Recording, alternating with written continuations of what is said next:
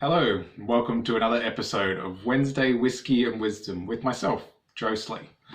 Must say, firstly, apologies for the lack of videos I've been presenting lately. I've sort of been a bit busy with everything going on. Last week I was out drinking beers with friends rather than doing a video. You know, we're allowed out now. I don't have as much time to stay at home and drink whiskey. I can go out and do it on the town. So what better way to do it than with friends? And that's what I've been doing. So not a real apology, but sorry for the lack of videos. I'll make sure I keep them maybe every second week now that I've got the time to get back into the swing of things. Anyway, we'll get into the whiskies for this week. I've chosen another one of my personal favorites. This is the Glenfiddich single malt. This is perhaps one of the most famous single malt whiskies. It's one of the, I think one of the pioneers of the single malt, like Speyside single malt whiskies. It's definitely won a lot of awards. I think it's got the most awards for whiskies worldwide. It's definitely a famous one, the Glenfiddich. The name Glenfiddich comes from the Gaelic, meaning the Valley of the Deer. Hence why it's got the iconic the stag head on the bottle on the tin there. If you can take note of that there. So yeah, being one of the oldest distilleries, it's definitely got a lot of character behind it. It's they definitely, well, they know their stuff. They've been going around for quite some time. I think yeah, if you're after just a good general aged single malt Scotch, Glenfiddich is a good way to start. It's reasonably priced. You can get these ones for about $60 on special, I guess. It's a good starting point. I'll give you some tasting notes here. Let's see what we got for this.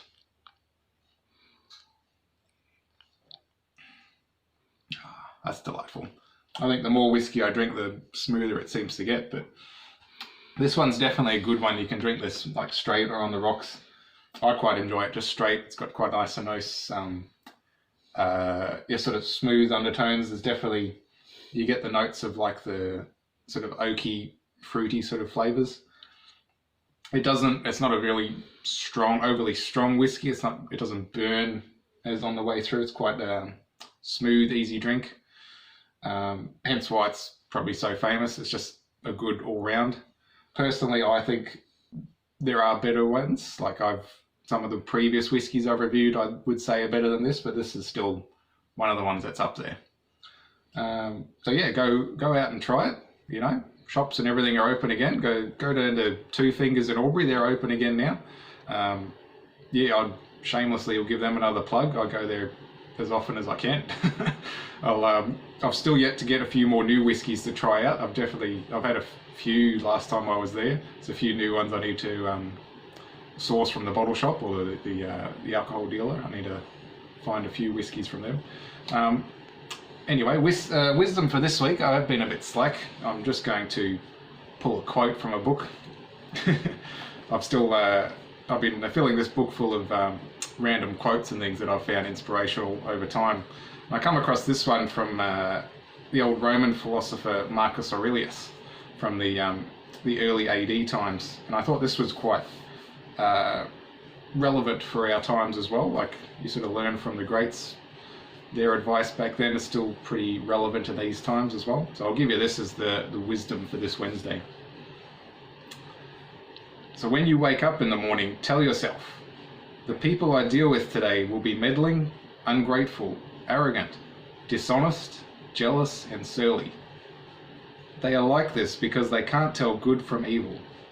But I have seen the beauty of good and the ugliness of evil, and have recognized that the wrongdoer has a nature related to my own. Not of the same blood and birth, but the same mind, and possessing a share of the divine. And so none of them can hurt me. No one can implicate me in ugliness, nor can I feel angry at my relative or hate him. We were born to work together, like feet, hands, and eyes, like the two rows of teeth, upper and lower. To obstruct each other is unnatural. To feel anger at someone, to turn your back on him, these are unnatural.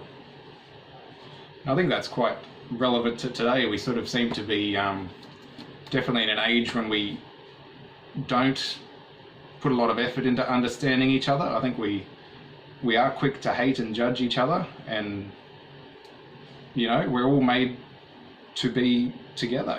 We're all in this together. We're made to look out for each other. Even if we hate each other, from time to time, we're made ultimately for love. We're made for the good of each other. So with those words of whiskey in mind, maybe this week we can all go out and enjoy good whiskey together, get the love going again.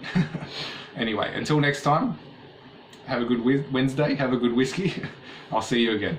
Bye.